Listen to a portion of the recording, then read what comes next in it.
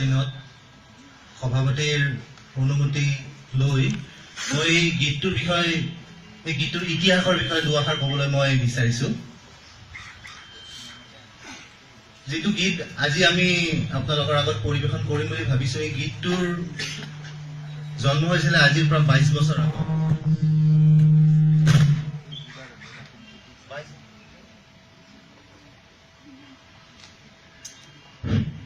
আজিৰ পৰা 22 বছৰ আগত এই গীতটোৰ জন্ম হৈছিলে।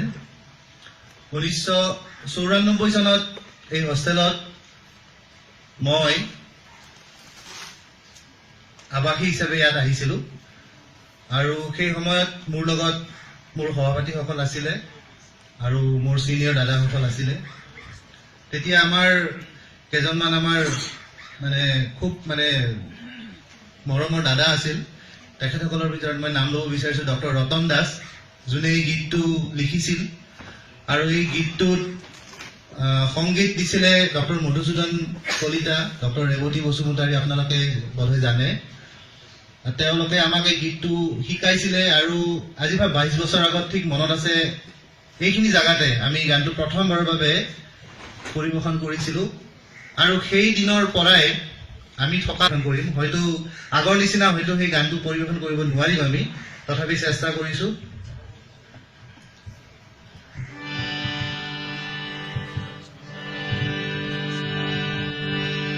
নবীনৰ আহ্বান, প্ৰবীণৰ প্ৰস্থান, এয়া হ'ল মিলনৰ তীৰ্থস্থান। নবীনৰ আহ্বান, প্ৰবীণৰ প্ৰস্থান, এয়া হ'ল মিলনৰ তীৰ্থস্থান। নৱৰঙৰ মুখা আৰু নৰদী নিশান, নিয়তিৰে এয়া কৰুণ গান।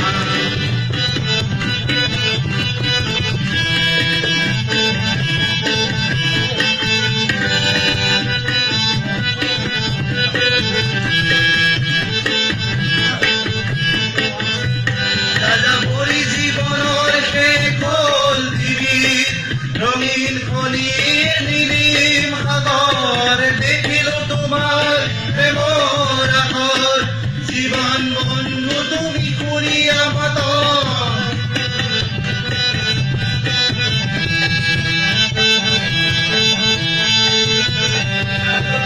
জীবনের রঙিন খনির নীলিম সাগর, দেখিলো তোমার প্রেমর আহর, জীবন বন্ধু তুমি করিয়া মাতর।